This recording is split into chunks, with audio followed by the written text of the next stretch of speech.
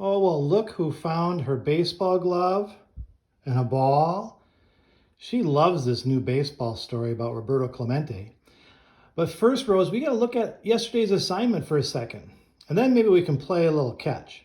All right, before we can start playing catch with Honey Rose, we got to look at yesterday's assignment for a second.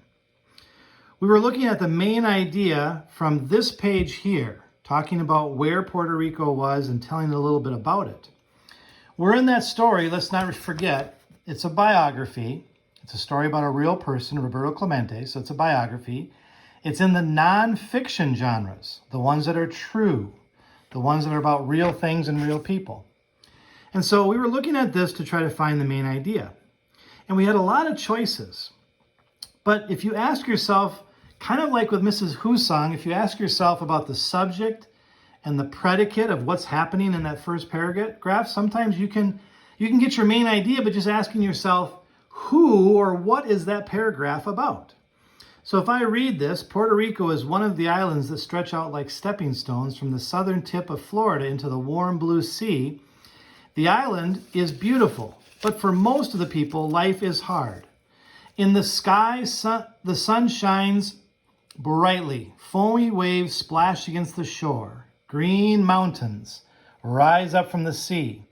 Birds with gaily colored feathers sing in the trees. So when you read that and you ask yourself, okay, what's the subject? By doing subject and predicate, sometimes you can find the main idea. Well, the subject in this case is Puerto Rico. Remember, a subject can be a person or it could be a place. It's the noun of the sentence, usually, the subject. So we got Puerto Rico. So if Puerto Rico is my subject, because that's what it talks about there, is Puerto Rico, what about Puerto Rico? That would be the predicate. Well, what about Puerto Rico? It says here, the island is beautiful, but for most of the people, life is hard. Well, that looks like two of my answers. In the assignment, there was that letter C about Puerto Rico being beautiful, and letter D was talking about life being hard. But when you ask yourself the question we did yesterday, what is it mostly about? Well, let's see. The warm blue sea, the island's beautiful, sky, shining brightly, foamy waves splashing up against the shore. It sounds like there's more things in there about the beautiful part of it than about that life is hard. But that's a good one. Most of you, I think, were asking that question. What if two things seem to make sense? Sometimes there is more than one thing that's mentioned. So then you have to ask yourself, what is it mostly about? What is it mainly about? So my subject, Puerto Rico, what's it mainly about? Is a beautiful island south of Florida. I use my subject and predicate to get my main idea. And yes, if you answered life is hard because that was letter D, don't give yourself, too hard of a time. That was tricky because that is really in there. It does say that. But just because it says it in there doesn't mean that that's the main idea. The main idea is something that is in there more than once, maybe more than twice even. And everything about it supports it. And we're going to get into that later on, this thing about supporting the main idea. So in our main idea, we have the Puerto Rico subject is a beautiful island south of Florida. There's our main idea. All right, Honey Rose, I think you did pretty well. Let's see what you got up next. All right, Honey Rose, we're in the bottom of the ninth. We're going to have a high fly ball. You ready? All right, go get it, Honey Rose. Deep into center field. Here she comes.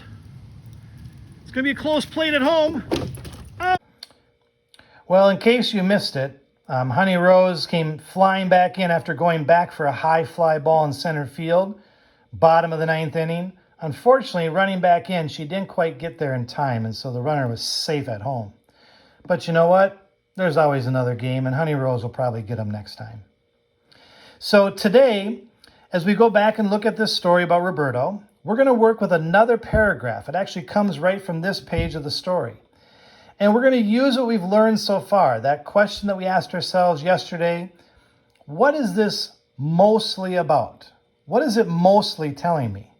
Maybe there's something else that it mentions, and that's true, but what is it mostly about? Kind of like yesterday when we found out that, yeah, it mentioned about how life was hard for people in Puerto Rico, but that's not what it was mostly about. Same today. Look and see what it's mostly about. And maybe use that one little clue we did earlier with subject and predicate. And ask yourselves, what or who is this about, the subject? And what are they doing? What's the predicate? What's happening? And maybe by doing that is another way to try to get the main idea. All right. Well, good luck. I'm also going to put a few books that are on Epic about Roberto Clemente on the next page too. So in case you finish and you want to look on another book or find out more information about him, it'll be listed there so you can search for it. All right. Well, good luck, and I will see you again tomorrow.